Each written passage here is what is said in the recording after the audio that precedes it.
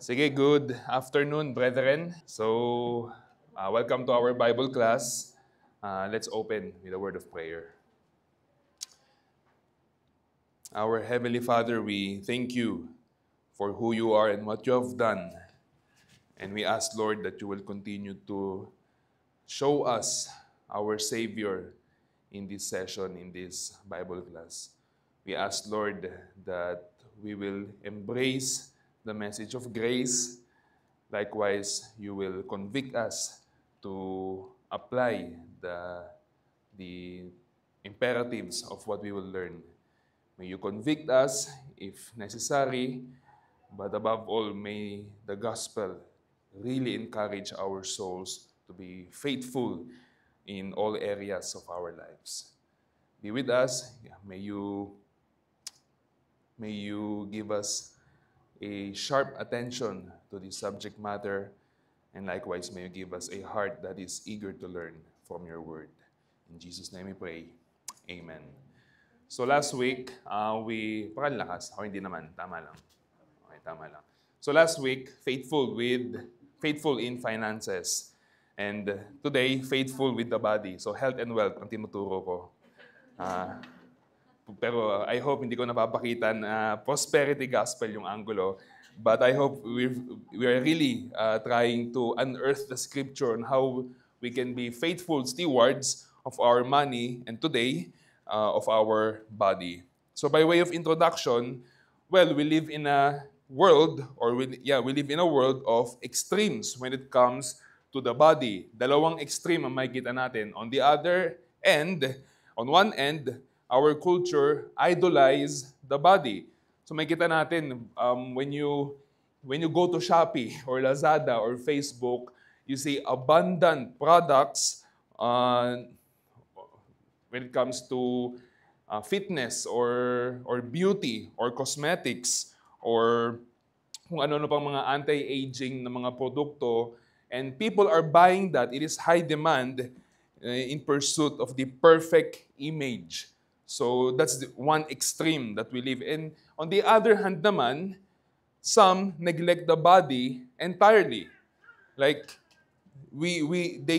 people live with little thought to rest, to diet, to exercise, to manage stress, and things like that. So when you look at the culture, when you look at the world, extreme, dalawang end. Either full negligence or idolatry. Either short-sighted or totally yun yung pinopursue nila. Now, even in the evangelical church, in the evangelical world, even in the church, there can be an unspoken idea that the body doesn't really matter. So we too can we can go to this other side of extreme na binabaliwala natin yung katawan natin kasi siguro ang iniisip ng iba, spiritual things, yun lang yung nagmamatter. And the body is not spiritual. And so I'm gonna attend to my soul, I'm gonna take care of my soul, but that's it. Yung katawan ko, it is what it is. But we assert that the scripture teaches us that our bodies, they matter.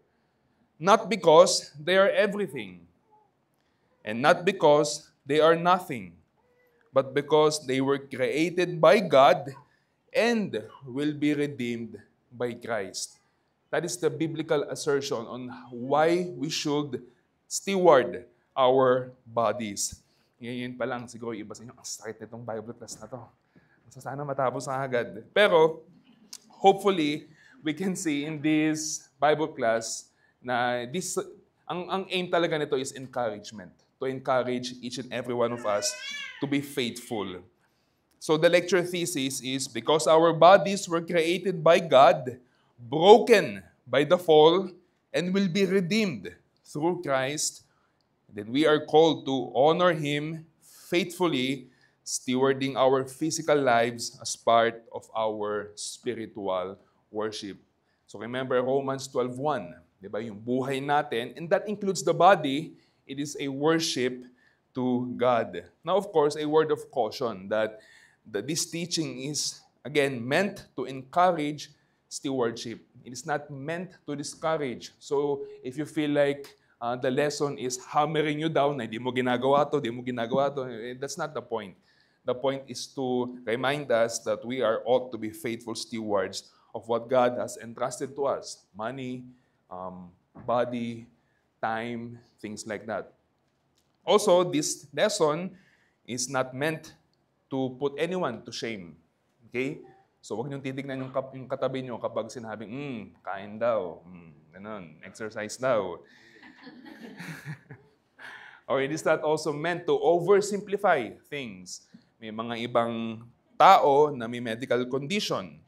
Baka meron yung iba, merong eating disorder or chronic illness or metabolic challenges due to some disease, lalo na yung sa mga babae. Iba yung hormones nila. And those are real and those are complex. And experiencing them does not mean someone is failing to honor God. Okay? So each body is unique and must be cared for with grace, wisdom, and sometimes professional help. So let's start. Let's exegete this lecture thesis. Yung binanggit natin na thesis, himayin natin yun. Well, first, ang sabi doon, God created us with bodies. And the text that I want to show you is Psalm 139, verse 13 to 14. For you formed my inward parts, you knitted me together in my mother's womb. I praise you, for I am fearfully and wonderfully made. Now, bakit di ko ginamit yung Genesis? Bakit di ko ginamit yung creation of man? Well, here I want to show three things. But before that, itong passage na to, it is usually interpreted as man-centered, when the opposite is the very intent of the passage, which is to center God being the sovereign and being sovereign and His personal care in the creation of human. So instead of using yung passage sa Genesis, ito yung ginamit ko to show three things. First, we are personally made by God. 3 times, you formed my inward parts. You knitted me together. I praise you. So every human being is God's handiwork. Like God literally made you. It was you were personally created by God and uniquely crafted by the Creator. Sa Genesis chapter 2, verse 7, makikita natin doon na si God, when He created human, yung ibang part ng creation, sinabi niya, tapos nagkaroon, let there be light, tapos yung mga trees, yung mga everything. But sa creation ng man, from the dust and breathed life into him. Talagang nanggaling sa hininga ng Diyos yung tao. And therefore, we have a body and a soul. Yung ibang part ng creation, wala silang soul. But for us humans, we are the crown of creation. And therefore, we are personally made by God. Second, we are fearfully made by God. Formed my inward parts. Yung sa Hebrew, yung inward parts, it literally means kidney. Ibig sabihin yung mga intricacies ng katawan natin, the nervous system, the immune system, the muscular system, and all the circulatory system, including yung mga mata natin, how our saliva works, everything. God was there, fearfully knitting everything sa paggawa nila sa atin. Therefore, si God hindi siya malayo nung ginawa niyang human. It was very intimate nung ginawa niya ang tayong mga tao. And of course, because of that reflects divine wisdom. Hindi niya tayo ginawa para lang wala. So we are purposefully made by God. God made us as physical creatures to live in a physical world for a purpose. And that purpose is a spiritual purpose. We are created to give glory to God, body included. Our bodies were created to give glory to Him. Sa Genesis 1:26 to 27, makikita natin doon that our bodies are part of our image-bearing function to rule, to serve, and reflect God. So ang body natin, it is not nothing. Tulad ng paniniwala ng iba na anything that is fleshy is unspiritual. Well, no. Our bodies are part of our image-bearing function. We cannot serve God, we cannot cultivate the crops, we cannot do that if we don't have bodies. Therefore, God created us with bodies. Romans 12:1, we are to present our bodies as living sacrifice in worship. God calls us to serve Him with the entirety of our being, body included. So, the point is, doon sa passage na yon, God is not a distant creator, but an involved craftsman. Sabihin yung katawan natin, ginawa yan for a purpose. And second point is that your life, body included, is a divine gift marked by divine artistry and entrusted to us for stewardship. So, I think there, we are said that God created us and therefore God created our bodies, or God created us with bodies and therefore our bodies matter. But second, sin broke our bodies. Three things again. First is sin and shame. Familiar kayo dun, di ba? Sa Genesis 3, verse 7, they knew they were naked. So, yung kasalanan, dinistort niya yung relationship ng tao sa katawan niya. Hindi naman nagbago. Dati naman, bago yung pagkahulog ng tao sa kasalanan, naked din naman sila. Pero after the fall, they knew they were naked and they were ashamed. Shame came as a direct result of sin. It was in their bodies themselves that caused the shame, but their fall into sin that changed how they viewed their bodies. Sin distorted the harmony between body and soul. What was once whole is now fractured and broken. Nung nahulog yung tao sa kasalanan, there are now things that we are ashamed of, na initially, God did not meant that to be. So many today feel that. Body shame, fear, or even they hate their own bodies. Well, that's not new. That struggle is not new. That is a consequence of the fall. Of course, theologically, on a much broader sense, we understand na yung shame na yon, mas may malalim pa na na kapaliwanagan doon, but part of which is there's a broken harmony. There's now an imbalance with their relationship, with their own lives, and with other people. Kaya nagkaroon na ng hiyaan. And so, body and health struggles today are not just simply psychological, but they are theological. So if someone is struggling with body shame or hatred of his own body, well, yung may lugar ang psychology doon, but there is a deeper and much more real reason behind that. And that is because of the doctrine of sin. And because of that, second, pumasok na rin ng sakit, sin and disease. Of course, humans were not created to get sick. Okay? Initially, God created humans not to die, but to have an everlasting fellowship with Him. However, sin altered that reality. Romans 5:12.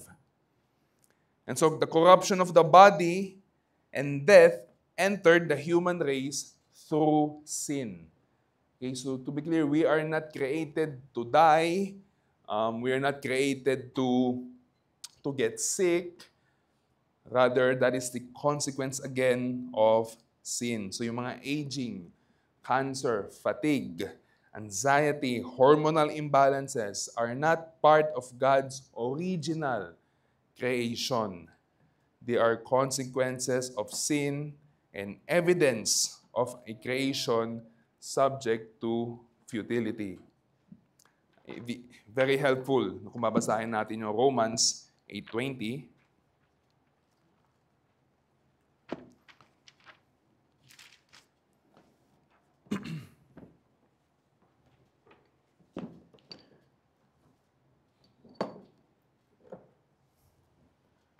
Romans 8:20,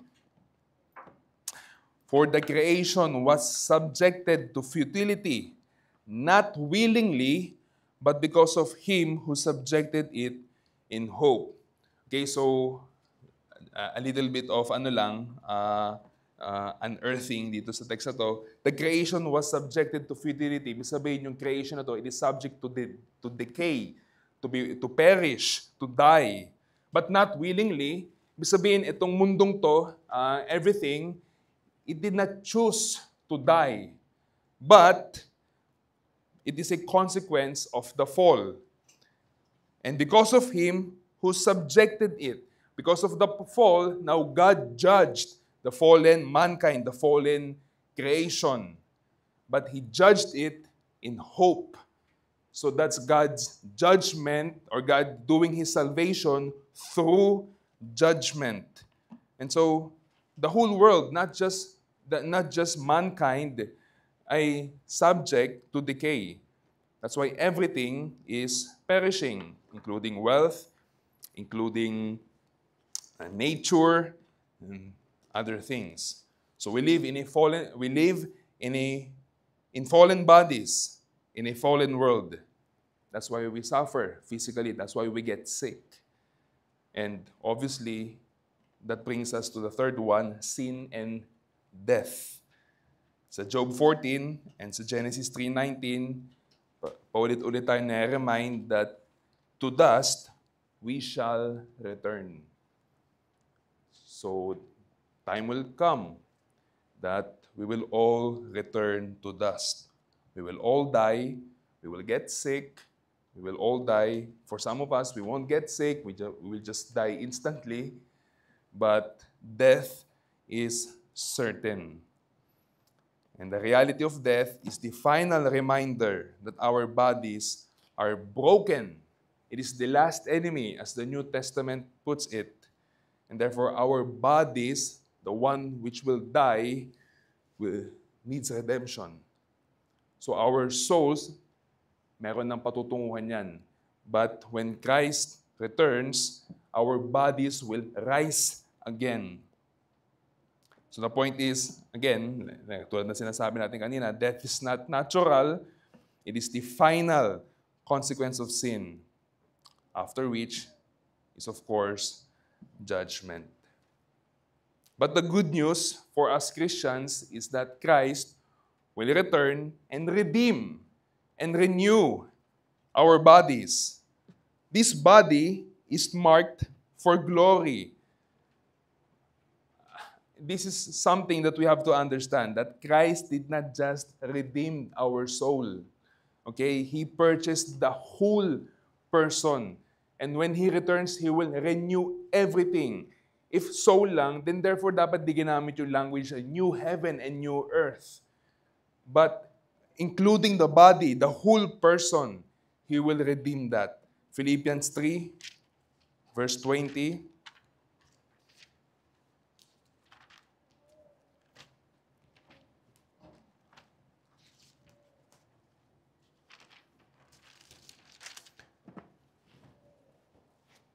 Philippians 3, verse 20, but our citizenship is in heaven, and from it we await a Savior, the Lord Jesus Christ, who will transform our lowly body to be like His glorious body by the power that enables Him even to subject all things to Himself. So it is body. Our body will be in likeness of His glory. Kanina binasa natin yung Romans 8:20. Well, let's read the 23rd verse from the same chapter and book. 8:23, and not only the creation, but we ourselves who have the first fruits of the Spirit, groan inwardly as we wait eagerly for adoption as sons, the redemption of our bodies. This body, which God created, and because of sin, was broken, it will be redeemed. In Revelation 21, verse 1 to 4, sinabi doon, all things new. Hindi part or partly, hindi soul lang, but all things new, including our bodies. Yung resurrection ni Christ, it was a bodily resurrection. And sabi, we will be in the likeness of His glorious body. So in heaven, we will have bodies. Hindi tayo multo. Hindi tayo lumulutang lang doon. And our union with Christ guarantees, because Christ rose bodily, our union with Him guarantees our bodily resurrection.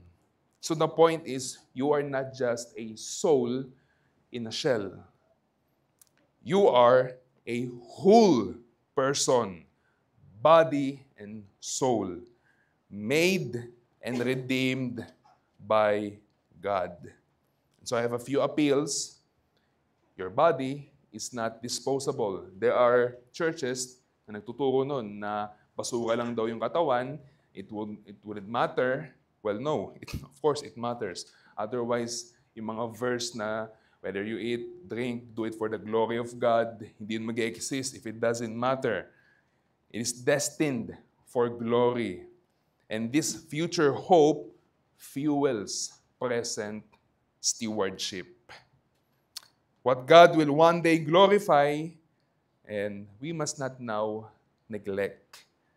Our future resurrection gives dignity to daily discipline. We take care of our souls, di ba? We want our souls to be pure, away from any corruption of sin, because we know that one day we will be in Christ. We have to take care of our soul. We don't want our soul to be contaminated with any sin.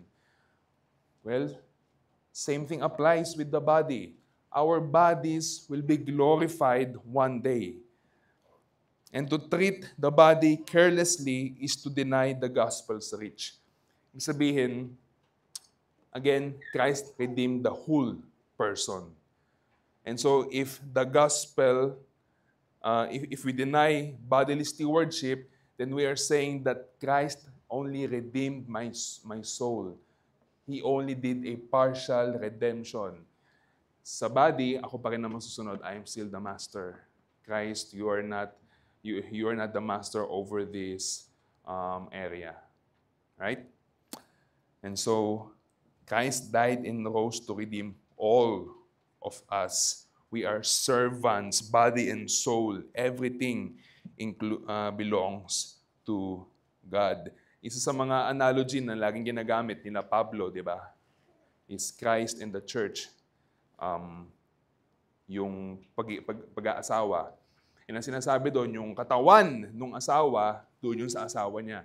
Vice versa. Yung katawan ng isang asawa, doon yun sa asawa niya. That is the common analogy or illustration that Paul uses to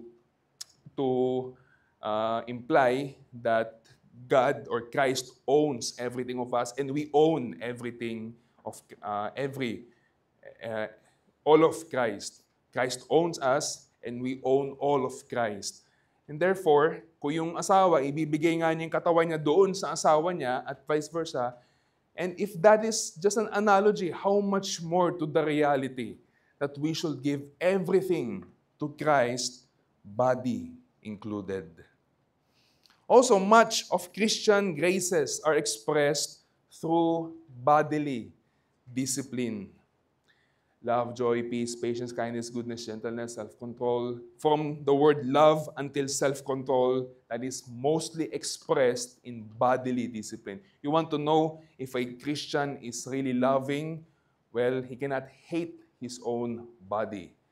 He cannot be an unfaithful steward of his health because he loves his family. He loves the church. He loves God and want to serve God on a long term, with a long term. Or you want to know if a Christian is truly self-controlled, then watch how that Christian eats or how he takes control of his body. Kung paano niya minamaster yung body niya at yung body niya hindi nagmamaster sa kanya. All of those, the fruit of the Holy Spirit, it is expressed more evidently. It is very pronounced in bodily discipline. So we have to take care of our bodies. So yung merienda mamaya, huwag na ka na. So how do we? Okay, let's now go to the practical aspect. Coffee, hindi to soft drinks. Okay? So how do we honor God with our bodies? When we talked about finances, we talked practical ways on how to be a faithful steward sa mga pinapahiram sa atin ng pinapagkatiwala sa atin ng Panginoon. And just like any other topic, we have to be practical in order for our convictions to meet execution. Now, these disciplines are not legalism. Okay? They're not legalistic. You don't have to do this exactly as it is, but they are wisdom. So it is good to follow them. It is even, in fact, we are designed to follow and to attend these areas sa mga buhay natin. They honor God and equip us to serve others. First of all, sleep. Huwag ngayon. Mamayang gabi. Sleep. God gave us sleep to restore the body. Diba? He gives His beloved sleep. Kaya iba sa inyo, love na love kayo ni God. Kasi tulog kayo. So He gives His beloved sleep. So sleep is again, and do you remember Elijah, 1 Kings, when he was really worn out? Well, God blessed him with a good sleep and a cake. Yung cake di ko na sinama kasi nga, nutrition. So, but he blessed Elijah with a good sleep. Now, chronic lack of sleep leads to physical breakdown. Okay? We are created to rest. We are not created to work 24/7. And this generation also idolizes both extremes. Yung iba, work ng work, hindi na natutulog. Yung iba naman, natutulog, hindi na nag-work. So we have to balance things out biblically. Sleep is a gift. Okay? And physical breakdown, not only that, even spiritual dullness. I'm sure that there are times that we cannot exercise faithfully our Christian graces dahil puyat tayo, mainit ulo natin. The temper, the lust was stronger, and things like that because we did not get a proper night sleep. And so it only proves that we are created as body and soul, and those things are harmonized. They are not completely detached to one another. Oversleeping and undersleeping both dishonor the body. Okay? One through laziness, God does not delight with lazy people, and other through neglect. So God does not delight if we don't properly use the gift which He gave us. So sleep. Second, nutrition. Skip na natin. Nutrition. Food is fuel for your calling. And again, what is your calling? We've been teaching that parate. Where God has placed you right now, that is your calling. If you're a husband, a father, an employee, a, a preacher, tayong dalawa yun. Wala yung isa. If you're a preacher, if you're a housewife, that is your calling. And so, use food to fuel your calling in order for you to faithfully conduct your calling. Gluttony or neglect dishonors the body. So we're not only talking about overeating, but also undereating. Okay? So let's read this Proverbs. This is really good. Proverbs 25:28.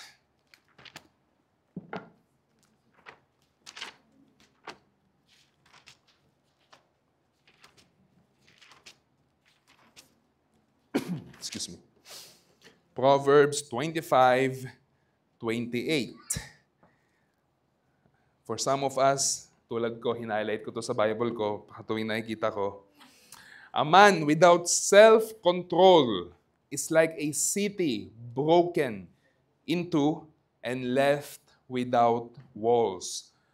Now, the original context of that is, yung panahon kasi na yun, di ba, uso gera, and then they used walls to safeguard their city, their empire.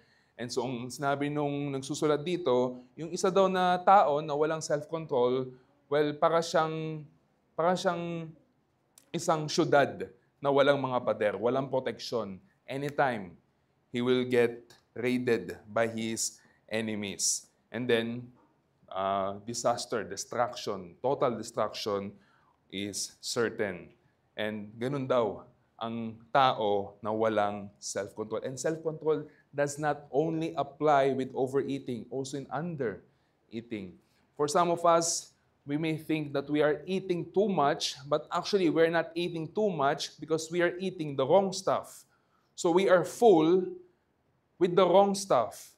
And so we are deficient with certain nutritions. And therefore, we still fall in the category of undereating, but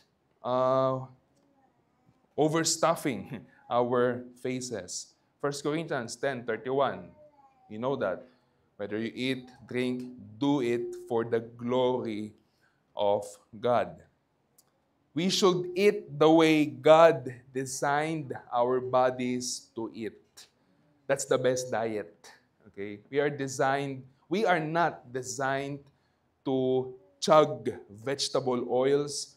We are not designed to stuff our face with sugars. I'm sorry if favorite mo yung mga drinks na yon, but we have to be faithful. God did not made us to eat those candies and chocolates and things like that.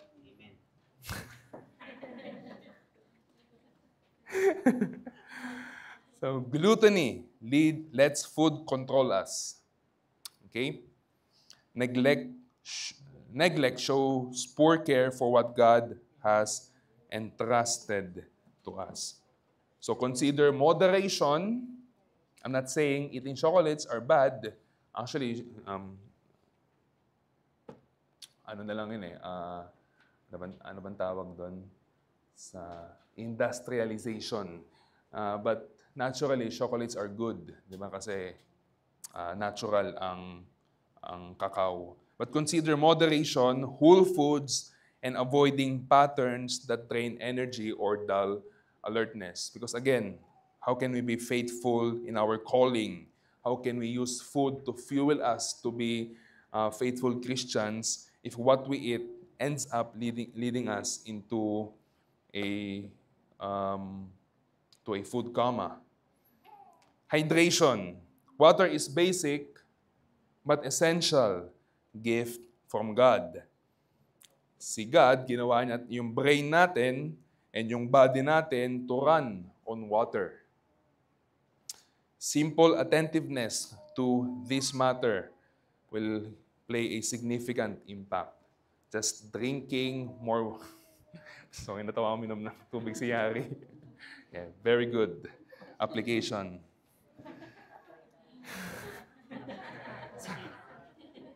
Mamaya, ubos na yung tubig dun. Exercise. Okay, this is where most of us struggle, myself included. We were not created to sit all day. Okay, guys, we're not created to sit all day. Why do you think God created us with long legs? To sit? No. I mean, yung isda, di niya ginawa. Kung yung isda may legs, then he would run, right? Or they would run. So God created us with long legs for a reason. God gave us limbs and muscle structure designed for movement, for pushing, for pulling, for hiking, climbing and carrying. That's why we have long arms, we have long legs. Yung mga, tingnan niyo yung mga turtle. Wala kayong makikitang turtle na kaya mag-push and pull. Because they were not created to do so. Yun lang ang design nila, gumanon. So, ayun daw. Mga Ninja Turtles daw kaya. But for us, we are created to be active. Okay, our ancestors, they lived in mountains. It was pretty much easy for them to climb all day, push things, pull things, carry things at different capacities, sa male, sa female. Male have wider shoulders for a reason. Female have wider hips for a reason. But we are not created to sit all day. Of course, we know that we live in a time kung saan yung mga trabaho, ay ganun yung mga usual na naging trabaho natin. But we have to exert effort to balance things out, to still be faithful on how God designed us. 1 Timothy 4, verse 8. We have to read that. 1 Timothy 4, verse 8. 1 Timothy chapter 4, verse 8. For while bodily training is of some value, godliness is of value in every way, as it holds promise for the present life and also for the life to come. Hindi sinabi bodily training is no value. It is of some value. So it still have value, although not ultimate, because again, we will die and then we will be with the Lord. So what we have to primarily attend to is our souls, but it is also of some value. It has value, and so we should make sure that we are profiting from the available resources para makuha natin yung value or maximum value na pwede natin maibigay sa mga katawan natin. These are not comprehensive, just basic overview. There are more stress management, medications, supplementation, things like that. But I hope that with these 4 basic areas on how we can faithfully steward our bodies, we will be challenged not to despise small beginnings. Maybe for you, you may start a simple, ilagay mo sa schedule mo yung a simple going out for a walk. That is huge improvement from sitting all day. A better bedtime, a healthier meal. These are steps of obedience. In Proverbs 21, verse 5, Proverbs 21, verse 5, sabi doon, the plans of the diligent lead surely to abundance, but everyone who is hasty comes only to poverty. So small but thoughtful and well-planned plans repeated over a long period of time will yield fruit. Kumpara doon sa gusto ng mabilis, yung quick fix, tapos mag-shortcut and eventually mag-fail. Everyone is hasty comes only to poverty. So being healthier, being a better stewards of our body, dapat hindi tayo hasty. Don't look for that one drink na pag ininom mo, tomorrow, model ka na ng Century Tuna. No. So, it is small, thoughtful, repeated acts. That's diligence. Diligence is the biblical term of being consistent. Yung pagsisipag, being a plodder. Just small, but doing it for a long time. Being patient, being hardworking. And of course, ano yung gagawin natin if we don't plan? So the plans of the diligent. So everything comes down to planning. You have to plan, but that plan will remain a plan if we don't take diligent actions. So personally, I'm gonna give a simple formula on how I do things. I follow this. Again, hindi to 10 commandments, so you may choose to follow this or not.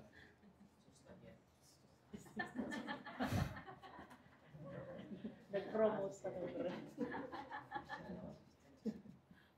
Yeah. So, yeah, SSS. Pag-ibig. So, personally, everything that I'll put my hands on, I always follow this. Simplicity, sustainability, scientific. I asked if it is simple enough. Because if it is not simple enough, if it is too complicated for me to follow, hindi ko siya ma-sustain. And if I can sustain it, therefore, kailangan scientific siya. It is proven to work. Because what's the point of sustaining it for a long time, hindi naman pala nag-work. So if my diet, my exercise routine, it is all simple, straightforward. Walang rocket science. Hindi ako tumatumbling, tapos so it is very straightforward. I push, I pull, I carry, I run, just basic stuff. I can sustain that with my schedule, with my responsibilities, with my job, with my family, with the ministry. I can sustain that not just for 6 months, forever. I can do that. It is scientific. I follow a program that I know works, that works for my body. I make sure na I prevent myself from getting injured. I make sure that I'm not under-training.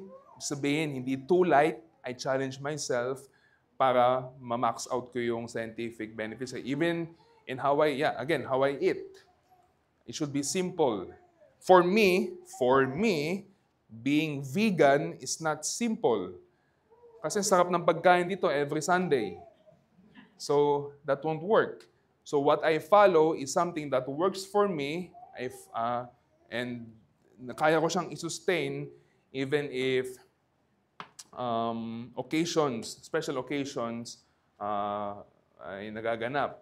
It is sustainable. Hindi ko kailangan pumitas ng itong special fruit na nagpa-promise na papapayatin niya ako doon sa Africa. No. It is widely available in my local market, local supermarket. It is scientific. It is working. For some of you, you are familiar with calorie deficit. But how can you be in calorie deficit without being in deficient with nutrients or vitamins? So that's what I do. That's what I do in everything. Not just actually in taking care of my body, but also in finances, other stuff. Simplicity, sustainability, and scientific. Perfect physical health is not the ultimate goal because that is not actually attainable. Di naman. Faithfulness is the goal. But faithfulness with the body includes wise stewardship of the body. So we can glorify God through joyful long-term service. Okay, so to conclude, God made us with body, or God made our body, sin broke our body, Christ will raise our body. So today we honor God with our body. For you were bought with a price, so glorify God in your body. Okay? Yes, tapos na. So, questions, discussions, things to share.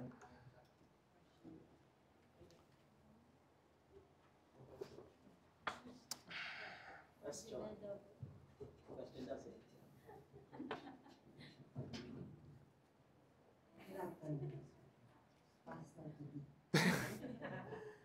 Tanong ko lang, yung iba tayo as a Christian, inaalaw din ng Lord minsan nakakasal.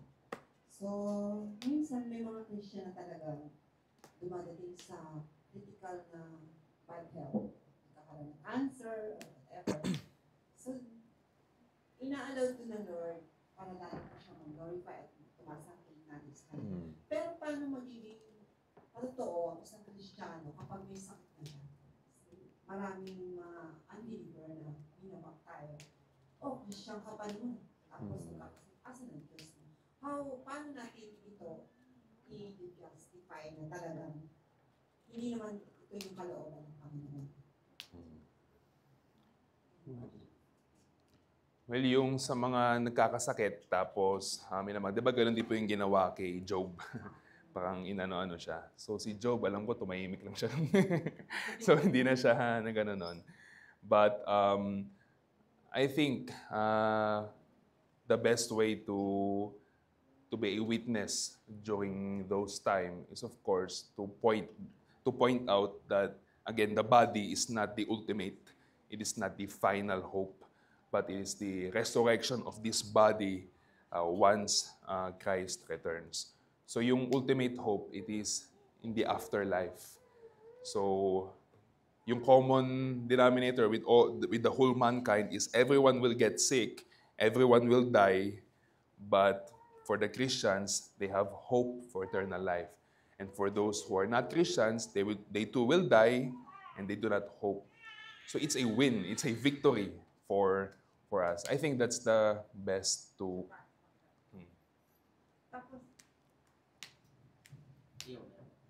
Tapos meron pang yung scenario na isang Christian ng suicide. Paano mo yun na? Paano natin masasabi na Christian siya tapos ng suicide? Yung gano'n. Di ba nga, our body is glorifying God. So, paano natin yung malilito? Yung mga Christians na nagsusuicide, personally, hindi ko, parang we are not in the place to judge whether they remain Christians until the end, or kung saved sila, God knows. Kasi yung suicide, it is not an unforgivable sin, di ba? Parang patatawarin naman ng Diyos yun kung tunay sila na nananampalataya. It is a grievous sin, like a very serious sin against God. You yourself putting fatality on dapat tayo God, yung image ni God, we are bearing it. But if they were totally Christians, they're saved. If they are not Christians, they're not saved. If they are Christians and even they commit suicide, they are saved.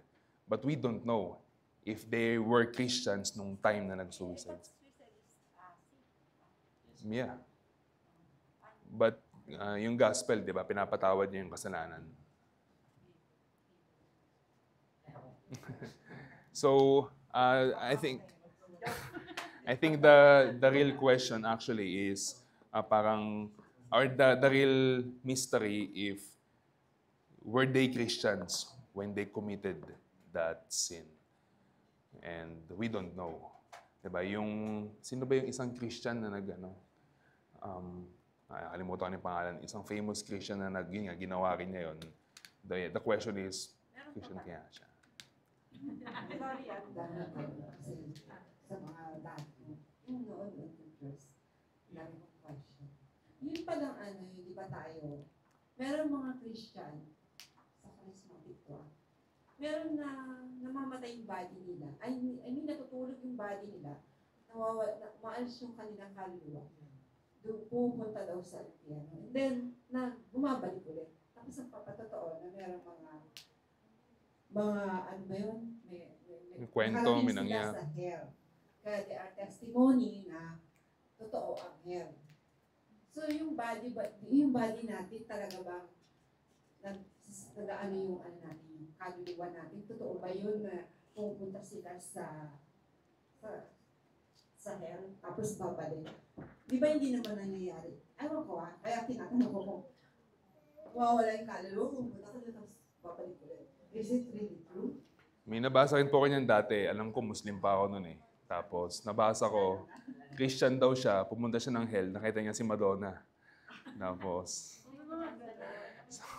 nakita daw niya si Michael Jackson, ganon. Well, no, it is not true. Kasi, ang judgment will arrive pag namatay na. So, the final enemy is death, after which is judgment. And, yeah. Hindi po nangyayari na there was an instant na si Paul napunta ng third heaven, but I don't think that is a norm. But that is the only record that we have. Wala tayong nakikita na someone went to hell and then bumalik to give a prophecy. So,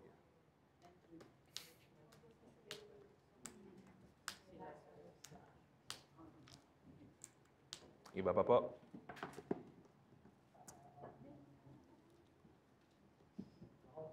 Sige.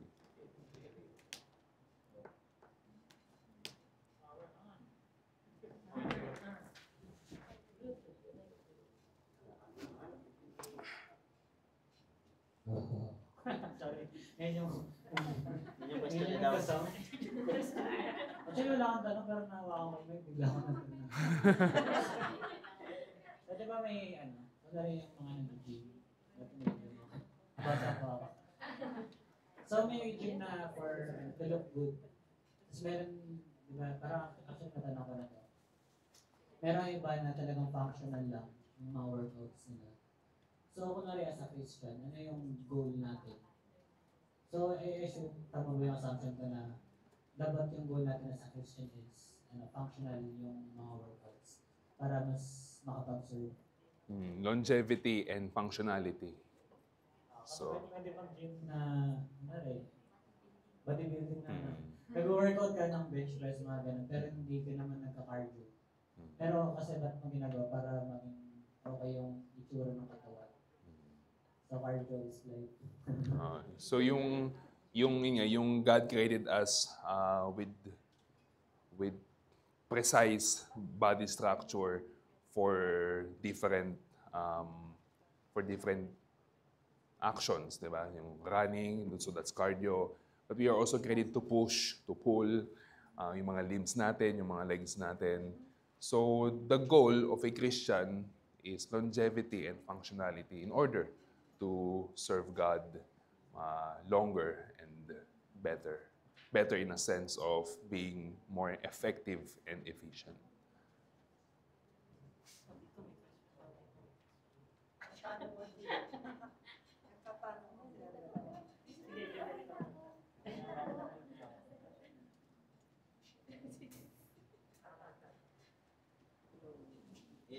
Hello. So yung question ay, di ba dapat nga, we take care of our body. So paano daw yung mga tao na they cannot take care of their body di ba, sa nutrition dahil sa poverty. Eh yung poverty naman, hindi lang dahil ayaw nilang mag-work, kundi dahil sa hirap ng buhay, there are no available work for them. So paano nila gagawin yung money? Christians or pwedeng Christians, no?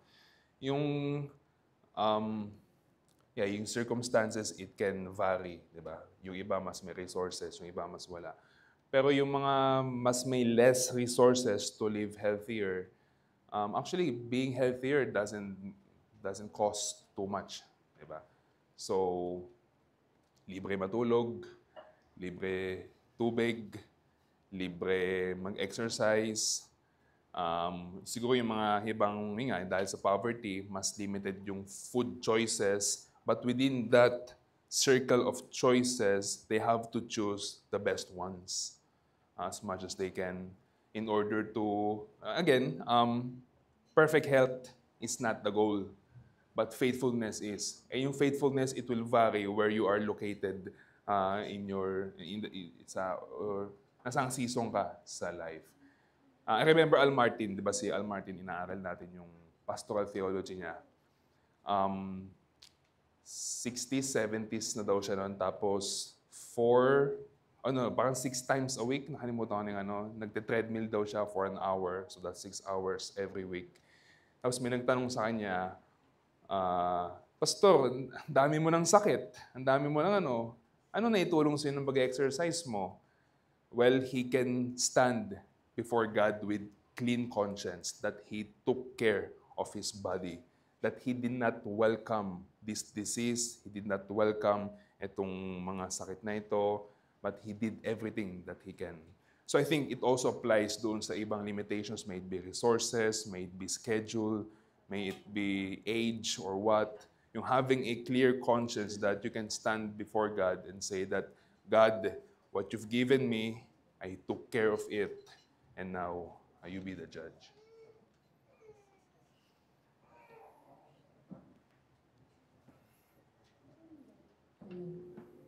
Ako, nagtatanong ako, pero na-offense ako. Okay. Christian na siya, syempre.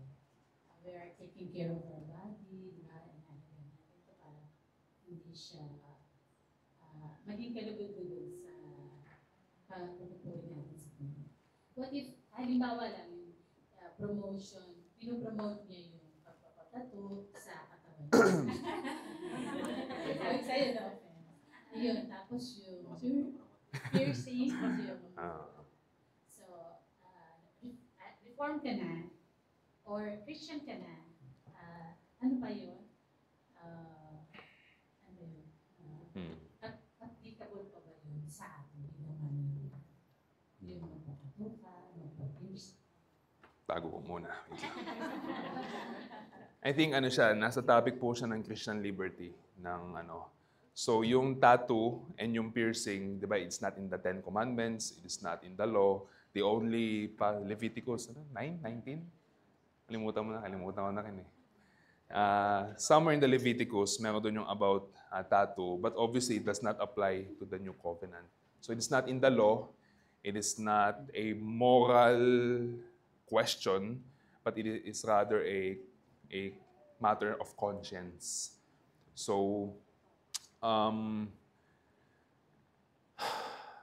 for someone who will get inked or piercing, he should have a clean conscience if gagawin niya yun. Ibig sabihin, he's not violating his own conscience. He's in his conscience or her conscience, he's not going against God. So dapat malinis yun. I believe dapat i-examine niya mabuti yun na kung gagawin yun, will it really glorify God in his or her conscience? Will it be a stumbling block to the other believers, especially for those who are weak in the faith? Or baka yung weak in the faith, kaya siya weak in the faith dahil yung conscience niya is still ignorant, and therefore kailangan turuan yung conscience niya like, hey, the gospel is not about getting tattoos or ink.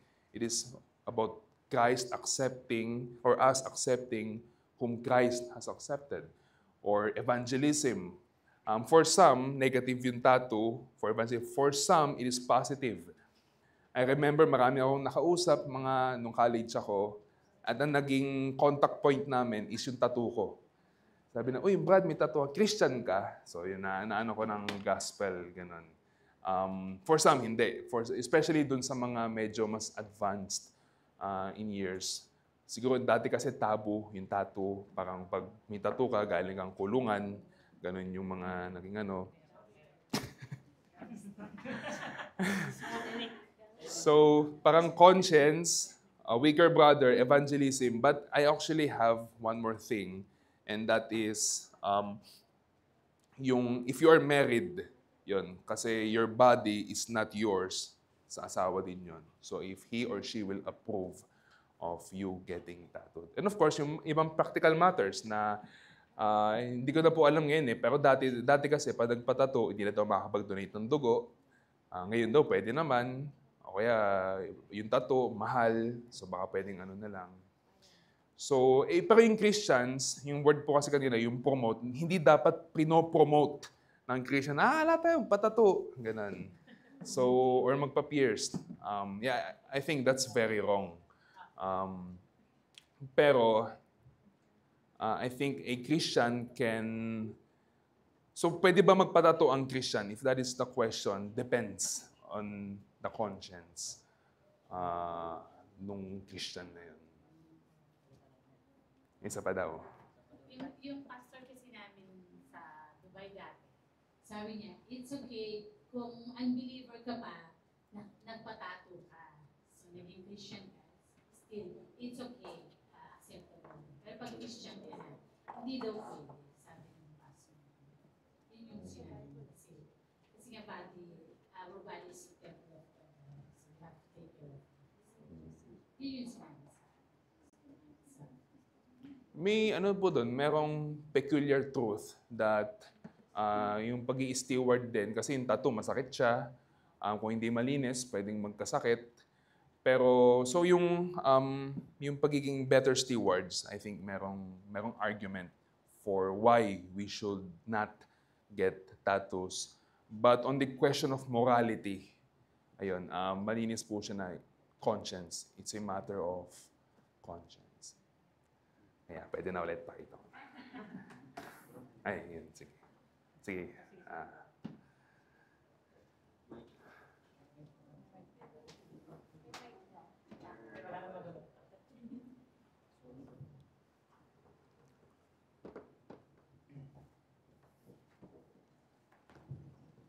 Curious lang ako dito sa tattoo. Kasi, what if yung, di ba sa mga matatanda, nagpapatato sila ng kilay? Back to you.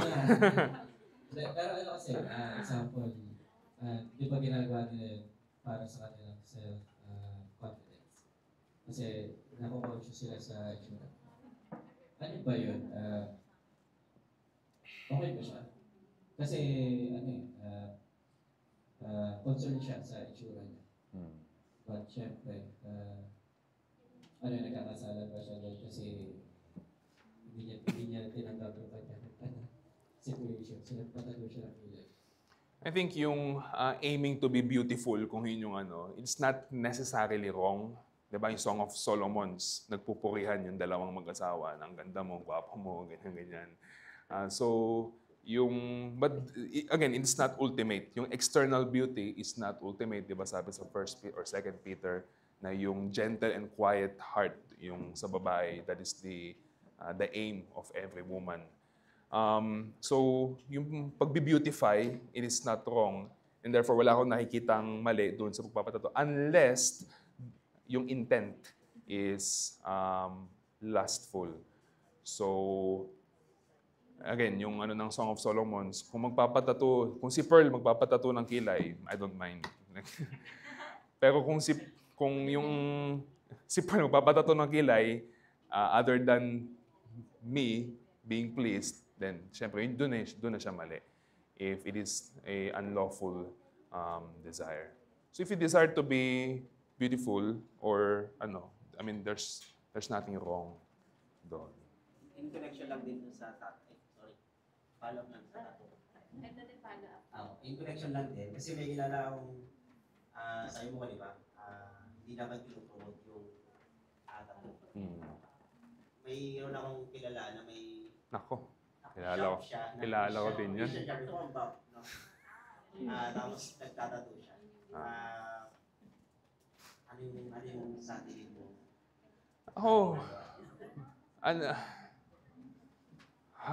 Magkano ba rate sa kanila? Kilala mo ba yan? Yeah. Generally, yung tattoo industry is medyo, di ba, alam mo naman, medyo medyo dark, medyo lustful, as long as hindi siya involved sa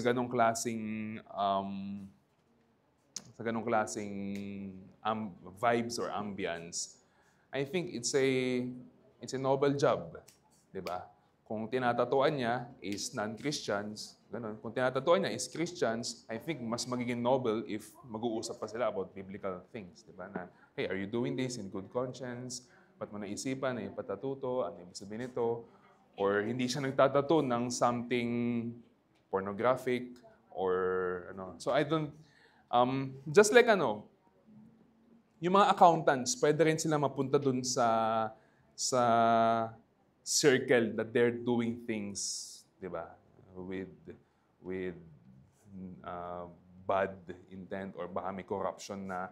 So I think same thing with tattoo artist. Na pwede nilang gawin yung trabahong yun ng malinis. And if nagagawa nila, I think they should. Basta may discount kapag kapatid. Sige lang. Parang may verse. Hello? Ayan. So ito tanong ko din. Kala ko tutulungan ako eh. Hindi, tutulungan kita. Sige, yan. Kasi may verse dito sa Revelation, yung babalik si Jesus. Sabi sa Revelation 19, verse 16, on his robe and on his thigh, he has a name written, King of Kings and Lord of Lords.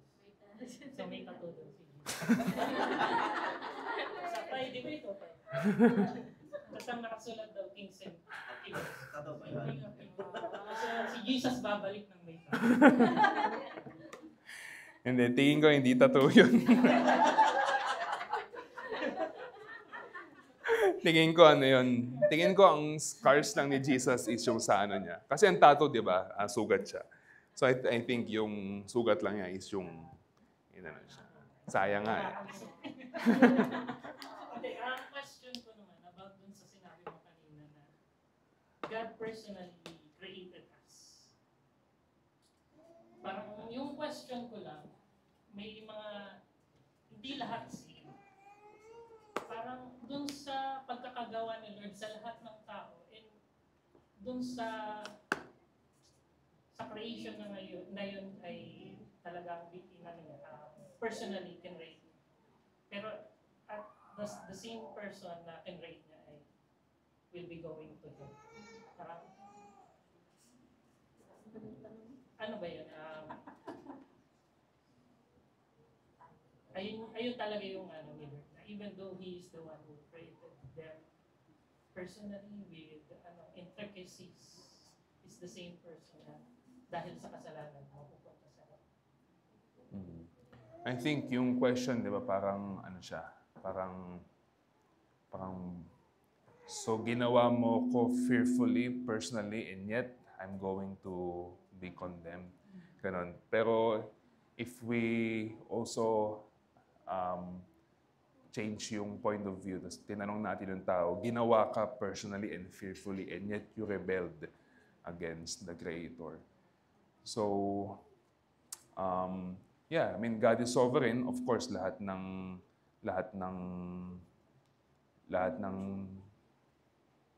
kung saan destined yung bawat kaluluwa, that is according to His will. But also, humans are free. And yung mga hindi mananampalataya, they freely choose to rebel against God. And some, worse, they freely choose to reject the gospel. So, ewan ko nasagot, pero I think wala kasing ng isang sagot na.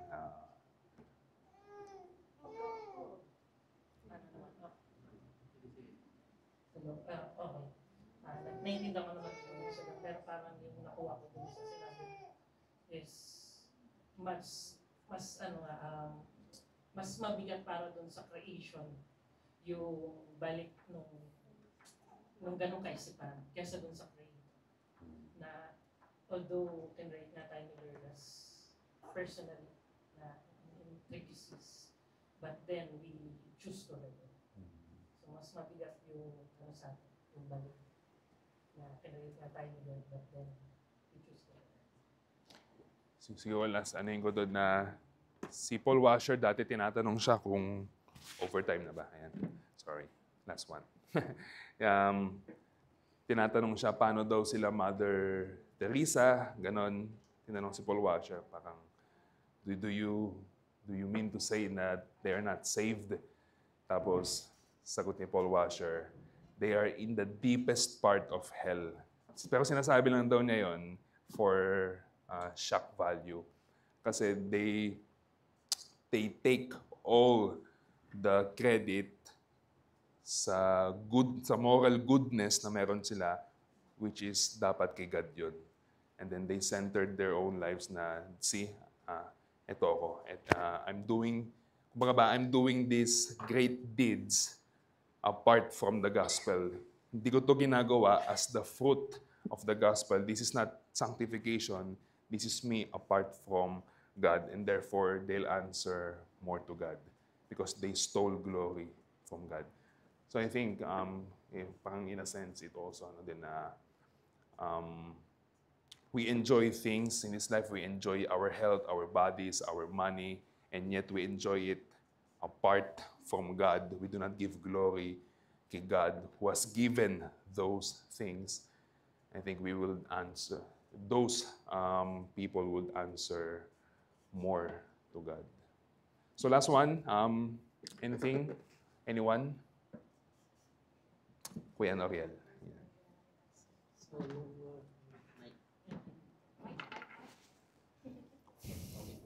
Gusto mo yan, no?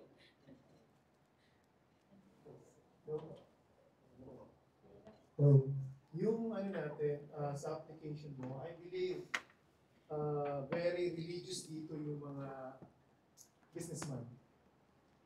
Because nagagawa nila lahat yung taking care of the body, sleep. Kasi iisa lang yung goal nila para manatiling buhay para sa kanilang kayamanan. They're very religious talaga. I know yung CEO na ginagawa niya 8-8-8. 8 hours work, 8 hours sleep, 8 hours with the family. Ano, para ma-maintain niya yung ano. It's very religious talaga sila. Pero mali yung kanilang goal. Na mamuhay ng matagal para ma-maintain nila yung business nila. Opposite naman sa ating Christian, we are too much relaxed. Wala sa atin kasi we believe in faith. Kaya nakakalimutan na natin yung minsan wala nang natutulog, minsan overeating na tayo, hindi na tayo, hindi kasi nga ano natin, sila na bahala. Pero gaya nga na sinabi mo, may pananagutan tayo sa Panginoon na kailangan natin na ingatan yung sarili natin. Kung yung ibang, I can say, yung common grace ay napaka ano sa iba, okay? Pero yung common grace sa atin parang binabaliwala natin kasi nando tayo sa ating sovereign grace. But mali din naman yung ganun. Kailangan iba-balance mo din kasi nandito po tayo sa mundo. We have to be a balance in life. Kaya talagang tama din to. Hindi ko mo mahirap ka, hindi mo to kaya, napakaraming way kahit mahina ka, di ba? So yun nga ang problema natin, bakit tayong mga Christians ay too relaxed pagdating sa ganitong taking care of our body na very simple, sabi mo nga, pero sa mga businessman, mahalaga yan, simplicity. Anong masasabi mo din? I think yun nga ho, yung social class, ganon, kung mayaman, mahirap. Actually, mas marami akong kilalang walang pera, mas healthy sila eh. Kasi parang mas ginagamit nila yung katawan nila, mas nagtatrabaho sila, kamote kinakain nila, yung mga ganon. So I think it all boils down to making the right choices. Deciding. It's a decision. It's really a decision both for the businessmen and also for those who are really struggling in life. Na may mga nakikita ko na mababa ang kita, pero yung kita na nga, mababa na nga, napupunta pa sa yosi, sa alak, sa wedding. So, parang nakaka 150 a day sa mga ganung bagay. So, I think it's just decision na ano. Pero yeah, I agree, Kuya Noriel. Usually, yung mga businessman nga, very religious sila sa routine nila. And I think part of which kaya sila nakapag-perform on a high level because they take care of their bodies. How much more we serve not just men but our Master who is in heaven. So, ikaw ba, kuya? Di ba businessman ka, kuya na rin? Sige, sige. Thank you sa mga ano nyo. Let's pray. Our Heavenly Father, our Master, we thank you for reminding us that you've created us with bodies, although the bad news that sin came into this world through one man, that is Adam, and that broke our bodies. We struggle with diseases, and this body of ours will one day perish and death will come. But Lord, the good news is that the second Adam, Christ Jesus, redeemed us as whole person. He saved our souls and He also saved our bodies, that which He will glorify to be like His glorious body when He returns. So Lord, may that promise, may that eschatological promise fuel us to be faithful stewards of our bodies. Help us, Lord, to take care of our health in order to give glory to your name. Help us to attend to our physical strength that we may serve our spouse, our children, our local church, and even our masters in our earthly masters sa kanya-kanya namin mga trabaho. So help us, Lord, that we may live a balanced Christian life, balanced in a sense that we are attending to every facets of our lives, that we do not disregard the body, but also we do not treat the body as everything. So be with us, God. May this challenge us. May you give us wisdom to make plans of resolutions, and also give us grace to be diligent in those resolutions, that we may follow kung ano yung nararapat para sa amin. All this, Lord, we give all the glory to you, to our Christ, who rose from the dead and whose body has been glorified and who is now seated at the right hand of the Heavenly Father. We give you all the glory and we love you because you first loved us. In Jesus' name we pray. Amen.